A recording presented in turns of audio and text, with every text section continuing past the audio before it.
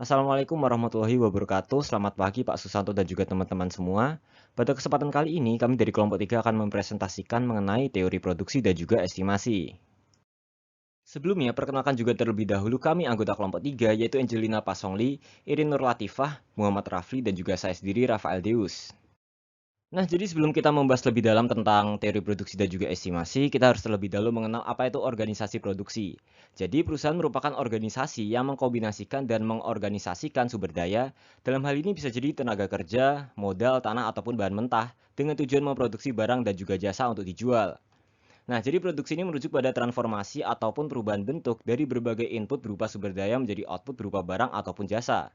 Nah, jadi produksi ini juga berkenaan dengan seluruh aktivitas yang terlibat dalam memproduksi barang dan juga jasa, seperti ekspansi fasilitas produksi, merekrut ataupun menyewa tenaga kerja, membeli bahan mentah, menjalankan pengendalian mutu, dan lain sebagainya. Selanjutnya di sini kita bakalan mengenal tentang input dan juga periode waktu produksi. Jadi input adalah berbagai sumber daya yang digunakan dalam memproduksi barang dan juga jasa. Input tetap adalah input yang tidak dapat berubah dengan mudah selama periode waktu tertentu kecuali dengan mengeluarkan biaya yang besar oleh pabrik dan juga perlengkapan khusus. Input variabel adalah input yang divariasikan atau diubah secara mudah dan juga cepat, seperti bahan mentah dan juga tenaga kerja tidak terdidik. Periode jangka pendek adalah periode waktu di mana paling tidak ada satu input tetap, sedangkan untuk periode jangka panjang adalah periode di mana seluruh input adalah variabel. Selanjutnya di sini kita bakal membahas tentang fungsi produksi. Jadi fungsi produksi ini merupakan persamaan, tabel ataupun grafik yang menunjukkan output komoditas maksimum perusahaan yang bisa diproduksi pada setiap periode waktu dengan kombinasi berbagai input. Nah, berikut ini adalah fungsi produksi dengan dua input, yaitu hanya tenaga kerja dan juga kapital. Berikut adalah rumusnya. Jadi Q atau output produksi sama dengan fungsi dari L dan juga K atau tenaga kerja alias labor dan juga modal atau kapital. Nah, jadi di sebelah kanan ini merupakan contoh dari tabel fungsi produksi dua input. Kalau misalnya terdapat satu kapital dan juga satu tenaga kerja, maka output produksinya adalah 3 dan juga seterusnya. Selanjutnya ini sama, masih tentang fungsi produksi dua input, hanya saja digambarkan dengan permukaan produksi di skirt. Nah, selanjutnya di sini adalah fungsi produksi satu input. Jadi pada fungsi produksi satu input, periode waktunya itu adalah pendek. Produk total, TP atau Q, adalah jumlah produk yang dihasilkan dengan menggunakan seluruh input faktor produksi, dalam kasus ini tenaga kerja. Untuk produk marginal atau MP adalah tambahan jumlah produk yang diakibatkan dari bertambahnya satu unit input tenaga kerja yang digunakan. Kalau dirumuskan menjadi delta TP per delta L. Untuk produk rata-rata atau AP ini adalah rata-rata produk yang dihasilkan tenaga kerja, dirumuskan menjadi TP per L. Dan untuk elastisitas output dari tenaga kerja atau EL ini didefinisikan sebagai persentase perubahan output yang dihasilkan dari peningkatan 1% pada seluruh input, dalam kasus ini tenaga kerja. Bisa teman-teman lihat di bawah untuk rumusnya, EL sama dengan persentase dari delta Q per persentase dari delta L sama dengan delta Q per delta L per L sama dengan delta Q per delta L per Q per L sama dengan MPL per APL. Selanjutnya di sini adalah contoh perhitungan dari fungsi produksi satu input. Jadi di sini kita juga bisa melihat hubungan yang jelas antara tenaga kerja dan juga output atau produk total, di mana saat mencapai titik maksimumnya, penambahan tenaga kerja ini justru bakal menurunkan output atau produk total, yang mengakibatkan penurunan juga pada produk margin, produk rata-rata, dan juga elastisitas output. Dan yang berikutnya adalah mengenai the law of diminishing return atau hukum ekonomi yang menyatakan jika satu input dalam produksi ditingkatkan, sementara input yang lainnya itu dipertahankan, maka pada akhirnya akan terjadi penurunan output itu sendiri. Dalam grafik dijelaskan terdapat 3 stage dalam tahap produksi. Pada tahap yang pertama adalah tahap di mana kondisi AP atau average product sampai pada titik yang paling maksimal. Dan pada tahap yang pertama, penambahan tenaga kerja akan meningkatkan produksi total maupun produksi rata-rata. Karena itu, hasil yang diperoleh dari tenaga kerja masih lebih besar daripada tambahan upah yang harus dibayarkan. Kemudian, pada stage yang kedua adalah tahap di mana posisi antara average product maksimum sampai dengan marginal product sama dengan 0, atau tahap yang dibatasi oleh titik pada saat produksi rata-rata mencapai titik maksimum sampai dengan pada saat produksi total mencapai maksimum juga. Tahap ini adalah tahap yang rasional untuk berproduksi karena menambah faktor produksi masih menyebabkan kenaikan produksi total. Kemudian pada stage yang ketiga adalah tahap di mana produksi total atau TP terus menurun dan juga marginal product mulai negatif. Tahap ini dikatakan tidak lagi rasional bagi produsen untuk berproduksi karena pada tahap ini menambahkan faktor produksi yang bersifat variabel tidak lagi menaikkan produksi total, justru akan menurunkan total produksinya. Dan berikutnya adalah penggunaan input variabel secara optimum ya.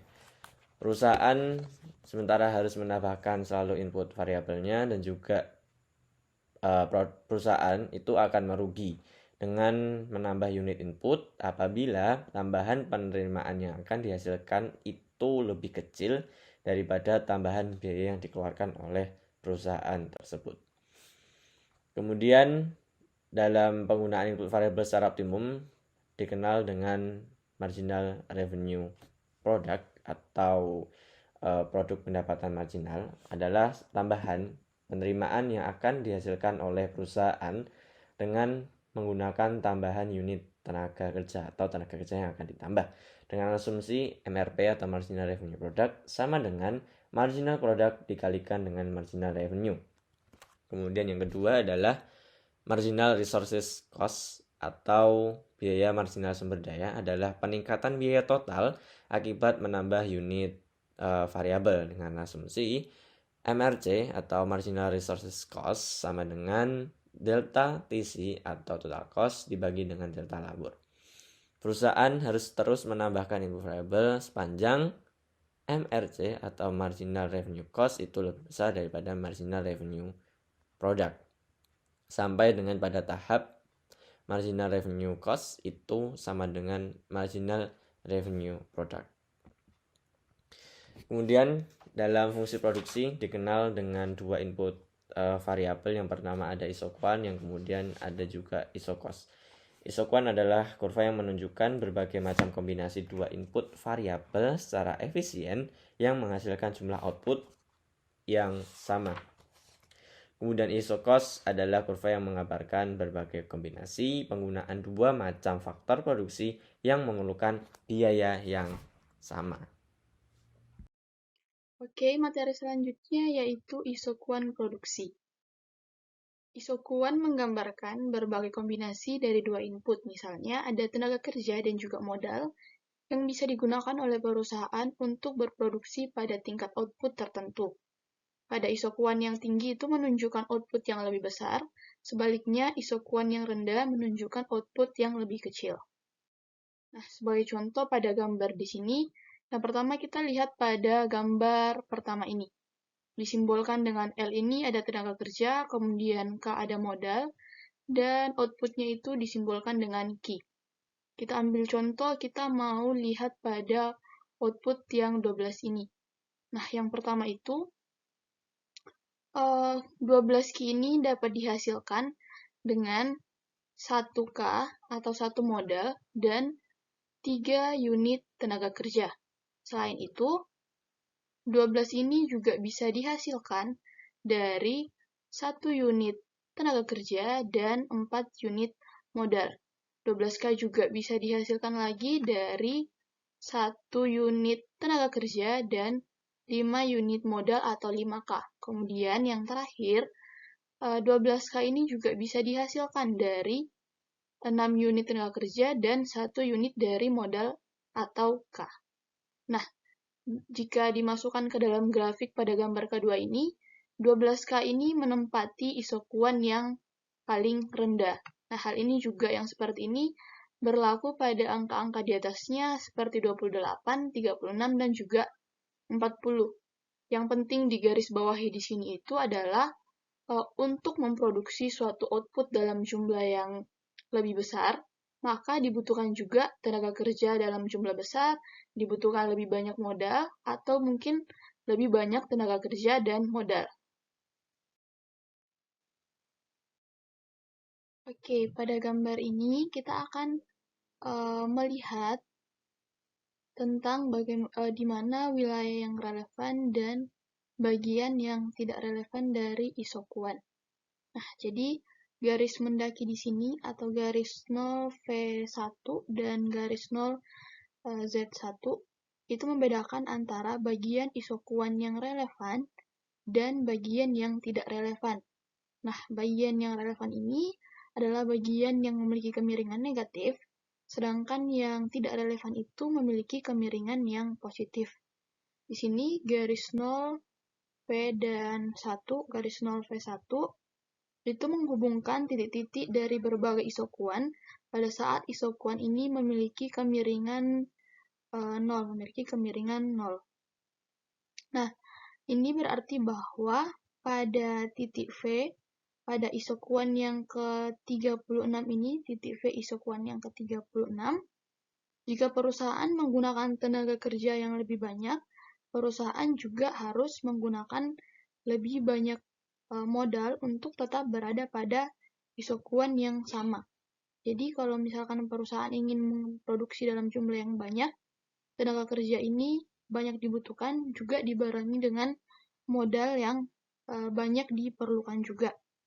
Nah, mulai di titik V tadi ini, di titik V, jika perusahaan menggunakan lebih banyak tenaga kerja, namun menggunakan modal dalam jumlah yang tetap, maka jumlah output mereka itu akan turun atau jatuh. Artinya, perusahaan akan kembali jatuh ke isokuan yang lebih rendah. Oke. Nah, wilayah ekonomis produksi itu ditunjukkan oleh kemiringan negatif antara garis mendaki 0V1 dan yang tadi 0Z1. Perusahaan tidak akan berproduksi pada bagian yang memiliki kemiringan positif dari isokuan karena perusahaan dapat memproduksi tingkat produksi yang sama dengan menggunakan lebih sedikit tenaga kerja dan modal. Oke, yang selanjutnya itu adalah garis isokos. Isokos menunjukkan berbagai kombinasi input yang dapat dibeli atau dipekerjakan oleh perusahaan pada tingkat biaya tertentu. Nah, isokos ini dapat dicari dengan rumus seperti ini. C di sini merupakan total cost atau total biaya, W-nya adalah upah tenaga kerja, L merupakan tenaga kerja, dan K-nya di sini merupakan kuantitas modal yang digunakan. Oke, seperti ini contoh dari garis isokos apabila dimasukkan ke dalam grafik. Jadi, dengan menggunakan rumus ini, C sama dengan WL tambah RK itu akan menghasilkan grafik yang seperti ini apabila kita memasukkan ke dalam sebuah pertanyaan. Oke, selanjutnya itu adalah garis ekspansi dan kombinasi input optimum. Kombinasi optimum input diperlukan bagi perusahaan dalam rangka meminimumkan biaya produksi sejumlah output tertentu atau memaksimumkan output untuk sejumlah biaya tertentu. Ini ditunjukkan oleh titik persinggungan antara isokuan dan isokos. Nah, pada gambar ini disajikan garis isokuan, garis isokos, dan juga garis ekspansi. Garis isokuan ditunjukkan oleh garis yang ini, dan juga yang di bawah ini. Sedangkan garis isokos itu ditunjukkan oleh garis yang ini, dan garis ini. Dan garis yang ke atas ini merupakan garis ekspansi atau persinggungan antara garis isokuan dan garis isokos. Nah, kita ambil contoh. Semisal kita ingin memproduksi 10 key atau kita ingin menghasilkan output sejumlah 10, maka ini tuh dapat dihasilkan dari 5L dan juga 5K. Nah, biaya terendahnya itu ada di sini. Kenapa? Karena di 5L dan 5K ini itu 5L itu memerlukan biaya sejumlah $50 dan 5K ini membutuhkan juga biaya sejumlah $50. Sehingga jika dijumlahkan di antara 5L dan 5K ini itu membutuhkan biaya sejumlah $100. Nah, tapi perlu dicatat juga bahwa untuk menghasilkan 10 key tidak hanya dengan 5 modal dan 5 tenaga kerja, tapi juga bisa diproduksi di titik G ini.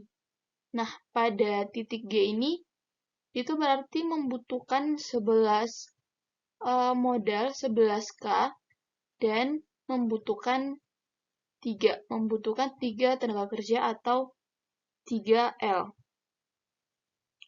Dan juga pada titik H, 10Q itu bisa diproduksi dengan 12 tenaga kerja dan 2 modal atau 2K. Tapi pada kenyataannya bahwa pada titik-titik ini yang paling efisien atau yang paling memberikan biaya terendah itu adalah pada titik E ini. Hal itu karena jika perusahaan memproduksi pada garis isokos yang ini, maka itu membutuhkan lebih dari $100 atau itu membutuhkan $140. Sama juga dengan di titik H itu juga membutuhkan $140. Jadi intinya bahwa dari garis ekspansi atau garis persinggungan antara garis isokuan dan garis isokos ini, pada kasus yang ini didapatkan penyelesaian bahwa untuk memproduksi sejumlah 10 unit atau kuantitas atau outputnya itu 10 unit, maka diperlukan 5 unit modal dan 5 unit tenaga kerja.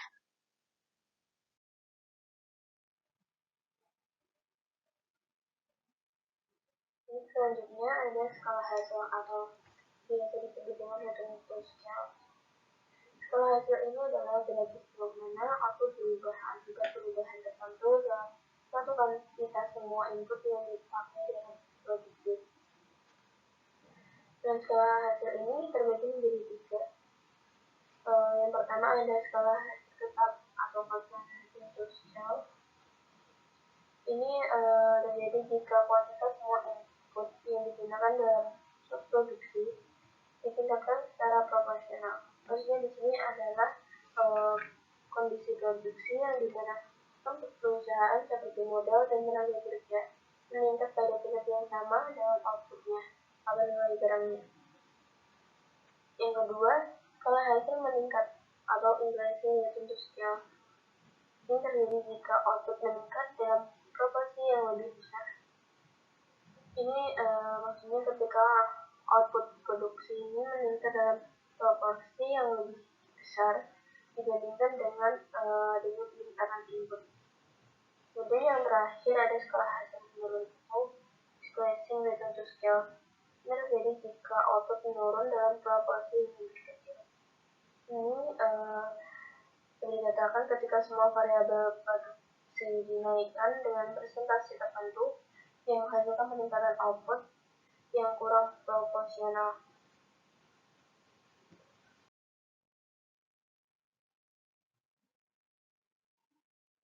Untuk contoh mengenai skala hasil tetap meningkat dan menurun, ini dapat dilihat pada gambar. Pada gambar ini, perusahaan menggunakan 3 modal dan 3 tenaga kerja serta memproduksi sebanyak 100K pada titik A dengan menggandakan inputnya menjadi 6 modal dan 6 tenaga kerja. Pada gambar sebelah kiri ini menunjukkan output juga bertambah 2 kali menjadi 200K pada titik B, sehingga dapat diperoleh skala hasil yang tetap. Kemudian, pada gambar tengah menunjukkan bahwa output meningkat menjadi 3 kali lipat, yaitu 300K pada titik J, sehingga dapat diperoleh skala hasil yang meningkat. Sementara pada panel sebelah kanan menunjukkan bahwa output hanya meningkat menjadi 150K, yaitu titik D, sehingga dapat diperoleh skala hasil yang menurun. Skala hasil yang meningkat dan yang menurun dalam dunia nyata ini sering beroperasi beriringan, di mana yang pertama biasanya terjadi pada tingkat output yang sangat besar.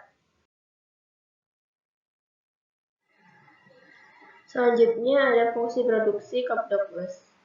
Untuk estimasi produksi secara empiris menggunakan fungsi Cobb-Douglas, yaitu fungsi pangkat dari Q sama dengan A kali K pangkat alfa kali L pangkat beta, yang dimana I, K, dan L ini mengacu pada kuantitas output, modal, dan tenaga kerja. Dan untuk A, alfa, serta beta adalah parameter yang akan diestimasi secara empiris. Lalu dari model fungsi produksi ini dapat diperoleh melalui analisis regresi dan ditransformasikan menjadi in I sama dengan in A plus alpha in K plus B in L. Fungsi Cobb-Douglas ini banyak digunakan oleh para ekonom sebagai pendekatan yang baik tentang bagaimana perekonomian aktual mengubah modal dan tenaga kerja menjadi barang dan jasa.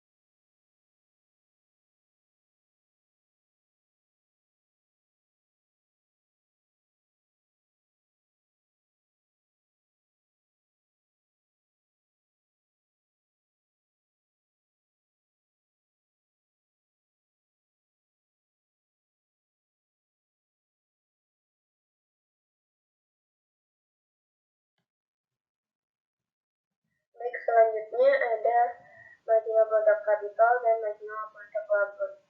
Sebelumnya produk modal marginal ini adalah output tambahan yang dihasilkan pada pabrik dari penggunaan satu unit tambahan modal fisik seperti mesin atau bangunan yang digunakan oleh bisnis. Produk modal marginal ini adalah jumlah output ekstra yang diperoleh perusahaan dari satu unit modal tambahan dengan mempertahankan jumlah tenaga kerja konstan. Untuk formulanya, marginal produk kapital adalah alfa I dibagi alfa K sama dengan alfa dikali A dikali K pangkat alfa min 1 dikali L pangkat beta sama dengan alfa dikali K dibagi I.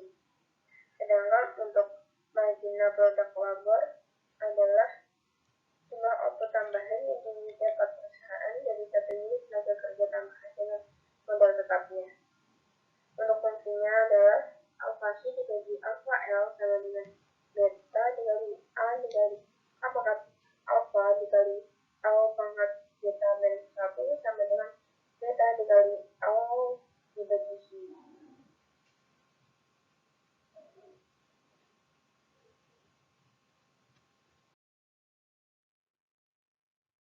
Sifat-sifat modal fungsi produksi Cobb-Douglas. Marginal produk labor dan marginal produk kapital dipengaruhi oleh jumlah labor dan kapital yang digunakan dalam sistem produksi. Yang kedua, konstanta alfa dan beta merupakan angka atau intensitas output terhadap kapital dan labor. Yang ketiga, jumlah dari alfa plus beta menunjukkan ukuran besarnya Return scale atau skala hasil. Untuk skala hasilnya ini, alfa plus beta sama dengan 1 menunjukkan konstan, kemudian alfa plus beta kurang dari 1 menunjukkan discretion, dan alfa plus beta lebih dari 1 menunjukkan rate. Selanjutnya, sifat-sifat modal fungsi produksi Cobb-Douglas. Yang pertama, marginal produk labor dan marginal produk kapital. Ini dipengaruhi oleh jumlah labor dan kapital yang digunakan dalam sistem produksi. Yang kedua, konstanta alfa dan beta merupakan angka atau besarnya elastisitas output terhadap kapital dan labor. Yang ketiga, jumlah dari alfa plus beta ini menunjukkan ukuran besarnya return to scale atau skala hasil. Untuk return to scale-nya, alfa plus beta sama dengan 1 menunjukkan konstan, kemudian alfa plus beta kurang dari 1 menunjukkan discreasing, dan alfa plus beta kurang dari 1 menunjukkan plus beta. Selanjutnya ada elastisitas output beberapa industri. Di sini ada beberapa elastisitas output industri terhadap modal, pekerja produksi, dan pekerja non-produksi pada industri manufaktur di Amerika Serikat. Di sini pada perusahaan Tornado ini memiliki hasil skala yang paling tinggi, yaitu sebanyak 1,11. Ini menunjukkan bahwa dibandingkan dengan industri yang lain, industri furnitur ini memiliki pengembalian yang lebih tinggi dan mengalami peningkatan sebanyak 1,11.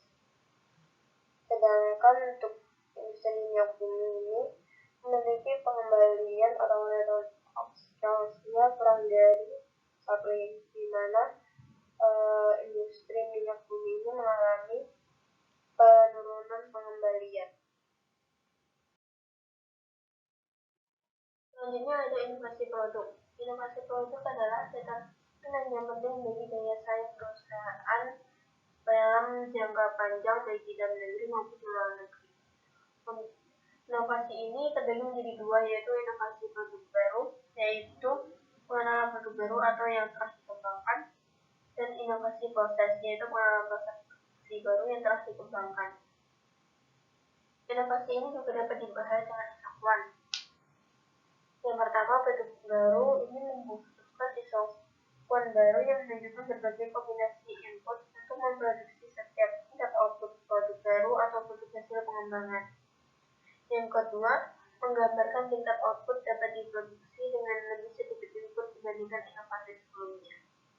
Di sini, jika perusahaan tidak agresif dan berkesinambungan dengan mengembangkan produk atau produksi, mereka akan dikalahkan oleh perusahaan lain. Kemudian hasil pemaparan video dari kelompok 3, kami mengucapkan terima kasih atas perhatiannya, dan apabila